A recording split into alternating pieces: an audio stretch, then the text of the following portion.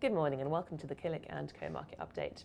It's now been over 1 month since the invasion of Ukraine started, and despite the lack of resolution, it does appear that investors are now becoming more comfortable with the situation, and we have seen a bit of a rebound in the market over the last couple of weeks.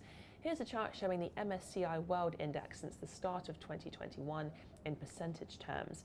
And you can see that during the full year of 2021, the index performed incredibly well, and it was up well over 20%.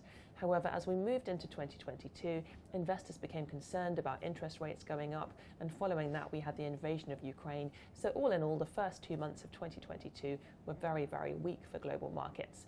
However, looking at that spike there on the chart, you can see there clearly has been a rebound over the last couple of weeks.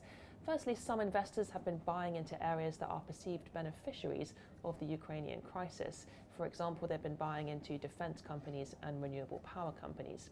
It may also be the case that some investors feel they have no alternative other than to invest in the equity market.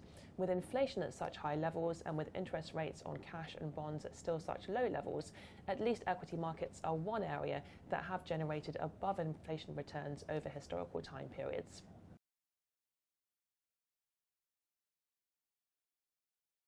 Last week we mentioned that interest rates here in the UK had gone up to 0.75%.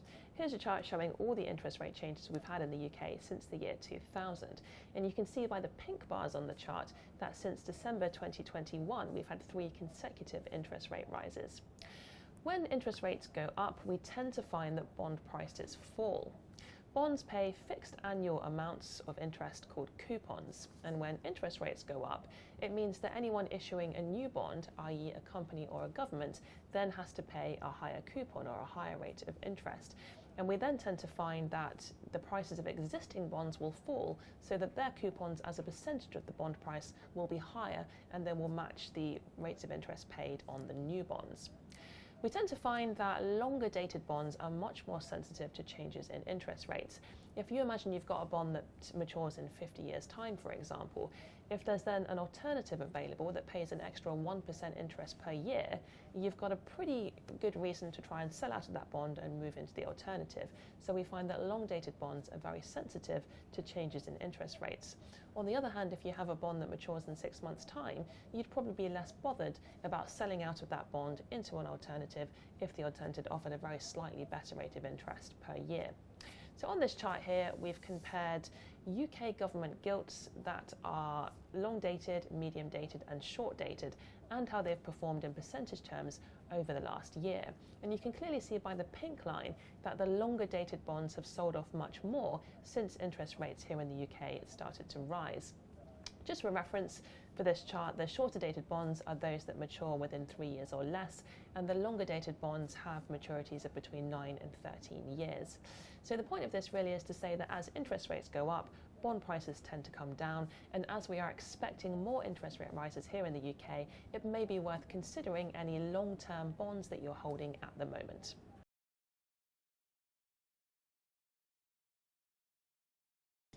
And finally this week, a Boeing 737-800 aircraft has crashed in China. The cause of the crash is still unknown, but it has renewed safety concerns about Boeing following the 2 fatal crashes of 2 Boeing 737 MAX aircrafts prior to the pandemic. Let's compare the share prices of Boeing and Airbus over the last 5 years. So on this chart here, we've got Boeing in the pink, and you can see that in 2017 and 2018, Boeing shares massively outperformed Airbus as the company continued to post very strong profits. Then we had those 2 737 MAX crashes, and those are circled in black on the chart. You can then see that both shares dropped dramatically during lockdown because nobody was allowed to travel anywhere, and there were concerns that airlines would go bust and would no longer be able to service their aircraft or to buy new ones. But you can also clearly see that coming out of the pandemic, Boeing shares have very much been less in demand in comparison to Airbus shares. For anyone who wants to know a bit more about the recent situation with Boeing, there's a really good documentary on Netflix at the moment called Downfall. It's quite a difficult watch, but it's really, really interesting. Moving on to look at next week, it's actually looking very quiet on the corporate calendar, and we aren't expecting results from any Killik & Co covered companies. So that just leaves me to wish you a very happy weekend, and I look forward to seeing you next Friday.